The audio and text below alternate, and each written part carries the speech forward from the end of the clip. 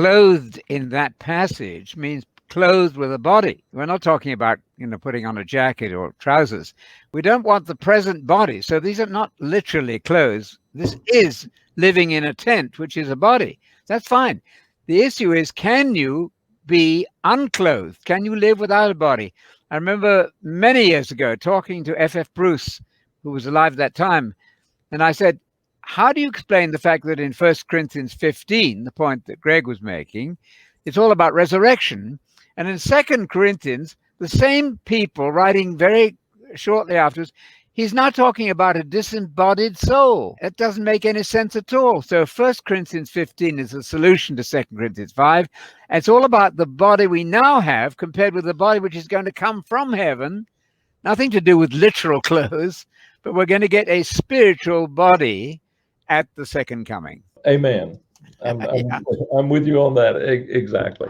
I do think it gets very complicated when we decide that we're talking about separation of these issues. I think it's almost like the reasoning that goes into the Trinity. We have one person, another person, another person.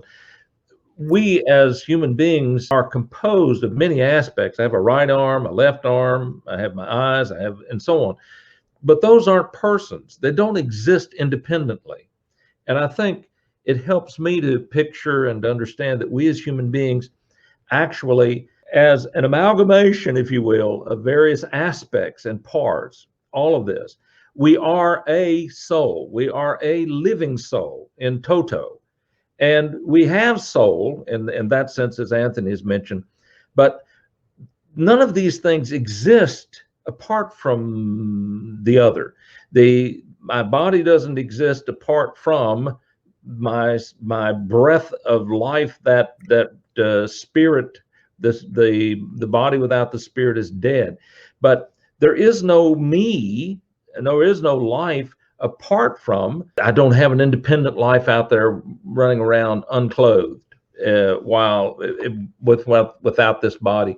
I think it's a beautiful poetry. I think it's beautiful what Paul is saying. But with 1 Corinthians 15 and 2 Corinthians 5 together, we get this amazing picture of a whole person, as it will, of whatever aspects, characteristics we have. My mind is not another person from me. It's still Dan.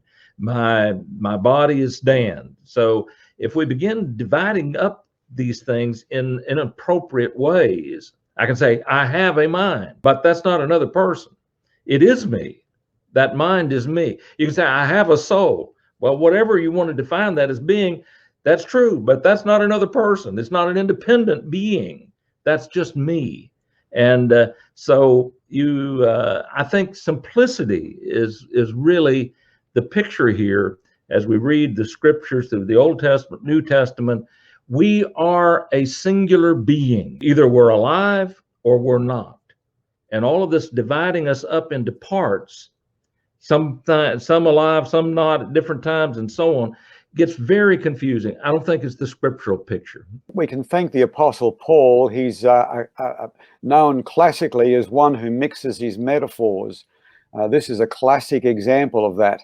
The metaphors he uses in this short few verses in 2 Corinthians 5 certainly don't make it easy for us exegetes today.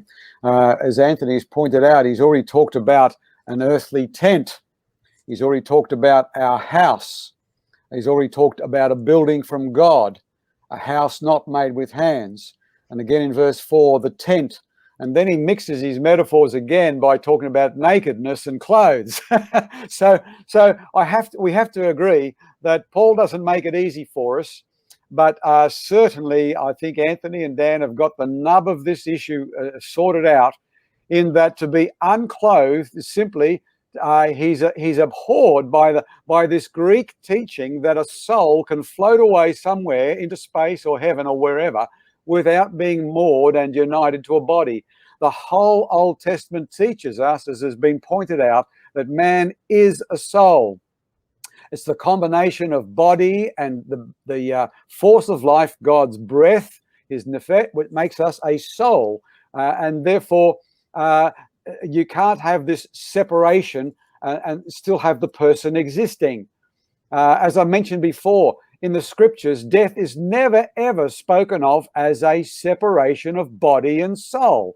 Death is spoken of as a return. The body returns to the earth from which it came, and the spirit, which is God's animating life force, returns to God. God takes that life force away, and so the person ceases to be. So this nakedness is a mixed metaphor. It simply means Paul is abhorred by the thought of any man existing without his body.